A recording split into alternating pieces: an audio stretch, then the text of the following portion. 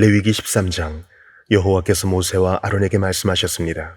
만일 누군가의 피부에 부어 오른 것이나 부스럼이나 종기가 나서 악성 피부병이 발생했으면 그를 제사장 아론에게나 제사장인 그 아들들 가운데 한 사람에게 데려가야 한다.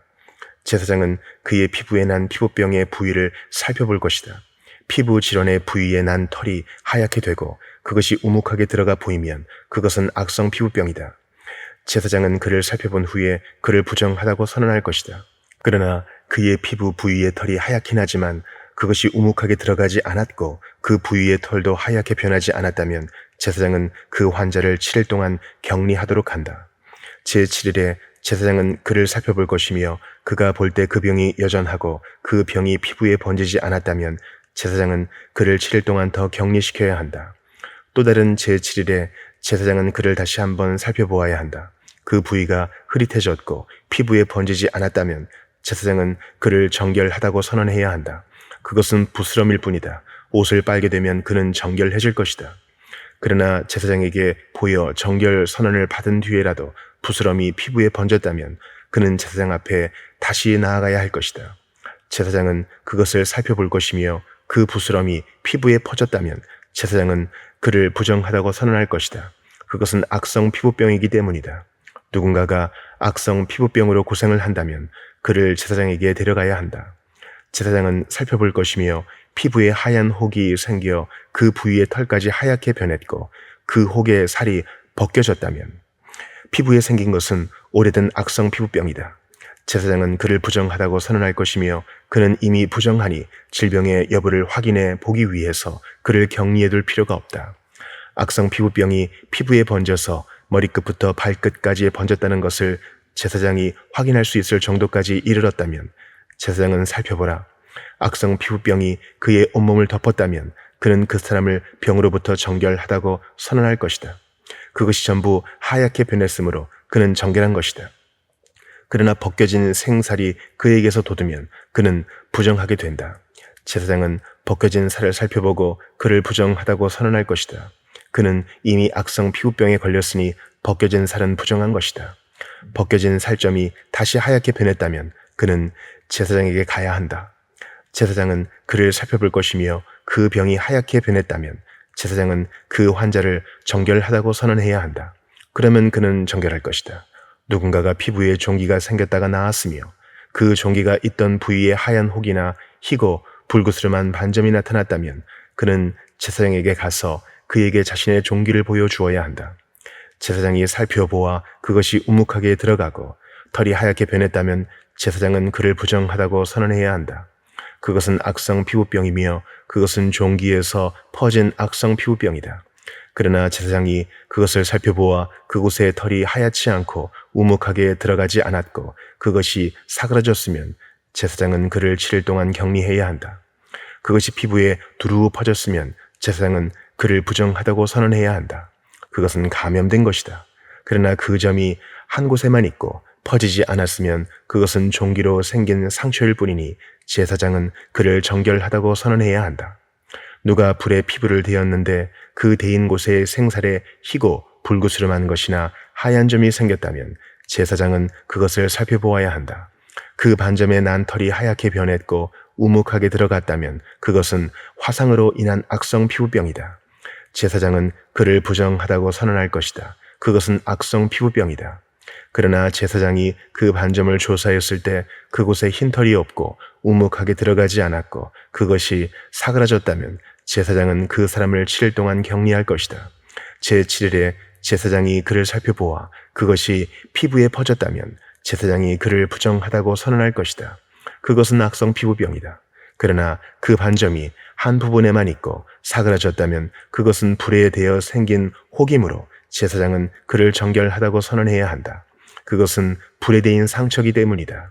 남자나 여자가 머리나 턱에 상처가 있다면 제사장은 그 병을 살펴보아 그것이 우묵하게 들어갔고 털이 노랗고 가늘다면 그를 부정하다고 선언해야 한다. 그것은 백선으로 머리나 턱에 생기는 악성 피부병이다. 그러나 백선이 든 자리를 살펴보아 그것이 우묵하게 들어가지 않고 검은 털이 없다면 제사장은 7일 동안 백선에 걸린 사람을 격리해야 한다. 제7일에 제사장은 그 병을 살펴보아 그 백선이 퍼지지 않았고 거기에 노란 털이 없고 백선의 모습이 우묵하게 들어가지 않았다면 그는 백선이 난 부분만 빼고 온몸의 털을 깎아야 한다. 제사장은 그를 7일 동안 더 격리해야 한다. 또 다른 제7일에 제사장은 백선이 든 부위를 살펴보아 백선이 피부에 퍼지지 않았고 우묵하게 들어가지 않았다면 제사장은 그를 정결하다고 선언해야 한다. 그는 자기 옷을 빨아야 한다. 그러면 그는 정결해진다. 그러나 그가 정결해진 후라도 백선이 피부에 퍼졌다면 제사장은 그를 살펴보고 백선이 피부에 퍼졌다면 제사장은 노란 털을 찾을 필요도 없다. 그는 부정한 것이다. 그러나 제사장이 보기에 그 백선이 퍼지지 않았고 거기에 검은 털이 자라고 있다면 백선이 나은 것이며 그는 정결한 것이다. 제사장은 그를 정결하다고 선언해야 한다. 남자나 여자의 피부에 하얀 반점이 생겼다면 제사장은 살펴보아야 한다. 피부의 반점이 엷은 흰색이면 그것은 피부 발진이며 그는 정결한 것이다. 남자가 머리카락이 빠져 대머리가 됐다면 그는 정결한 것이다. 만일 앞머리카락만 빠지면 이마 대머리가 될 뿐 그는 정결하다. 그러나 벗겨진 머리 혹은 벗겨진 이마에 희고 불구스름한 반점이 생겼다면 그것은 벗겨진 머리나 벗겨진 이마에서 발생한 악성 피부병이다. 제사장이 그를 살펴보아 벗겨진 머리나 벗겨진 이마에 난 반점이 피부에 난 악성 피부병과 유사하게 희고 붉은 종기가 생겼다면 그 사람은 악성 피부병 환자니 그는 부정하다. 제사장은 그를 부정하다고 선언해야 한다. 그의 머리에 질병이 생겼다. 악성 피부병에 걸린 사람은 자기 옷을 찢어야 한다. 그는 자기 머리를 풀며 자기 윗입술을 가리고 부정하다, 부정하다 라고 외쳐야 한다. 병이 있는 한 그는 여전히 부정한 것이다. 그는 이스라엘의 야영지 밖에서 거처를 정하고 따로 살아야 한다. 만약 곰팡이가 어떤 겉옷에 생겼다면 곧 그것이 털로 만들었든지 혹은 배로 만들었든지 배나 털의 어떤 조각이나 가죽으로 만든 겉옷이든지 간에 실을 엮어서 만들었든지 가죽으로 만들었든지 간에 혹은 어떤 가죽으로 만들었든지 간에 그 겉옷에 푸르스름하거나 불구스름한 것이 생겼다면 그것은 곰팡이니 그것을 제사장에게 보여야 한다. 제사장은 그것을 살펴보아 오염된 것을 7일 동안 격리해야 한다. 제7일에 그는 그 질병을 살펴보아 그 질병이 털로 짠 것이든지 가죽으로 만들었든지 간에 혹은 어떤 가죽으로 만들었든지 간에 그 겉옷에 번졌다면 그 질병은 악성 곰팡이다. 그것은 부정한 것이다. 그는 그 겉옷 곧 직조된 양털이나 배로 짠 것 혹은 가죽으로 만들어졌든지 간에 그 오염된 겉옷을 불태워야 한다. 이는 그것이 악성 곰팡이이기 때문이다. 그것은 불로 태워야 한다. 그러나 제사장은 살펴보아 그 질병이 실로 짠 것이거나 가죽으로 만든 것이거나 그 겉옷에 퍼지지 않았다면 제사장은 그들에게 그 오염된 물건을 세탁하라고 명령해야 하며 그는 그것을 7일 동안 더 격리시켜야 한다. 제사장은 세탁된 그 옷을 살펴보아라. 오염된 부위가 번지지 않았고 그 색이 변하지 않았다면 그것은 부정한 것이다. 너는 오염된 부위가 앞이나 뒤에 생긴 것과는 상관없이 그것을 불로 태워라. 제사장이 살펴보았을 때 세탁한 후에 그것이 희미해졌다면 그는 겉옷에서나 가죽옷에서나 직조된 옷에서 그 부위를 떼어내야 한다. 그러나 그것이 겉옷이든 짠 것이든 가죽류로 만든 옷이든지 간에 옷에 다시 나타난다면 그것은 번지고 있는 것이다. 너는 오염된 것을 불로 태워야 한다. 그러나 겉옷이든지 직조한 것이든지 가죽류로 만든 옷이든지 세탁한 후 곰팡이가 없어졌으면 그것을 다시 세탁해 정결케 해야 한다. 이상은 양털 혹은 배로 만든 겉옷 혹은 가죽류로 만든 옷이 정결한지 부정한지를 판단하기 위한 규정들입니다. 시편 15편 여호와여 주의 장막 안에 살 사람이 누구입니까?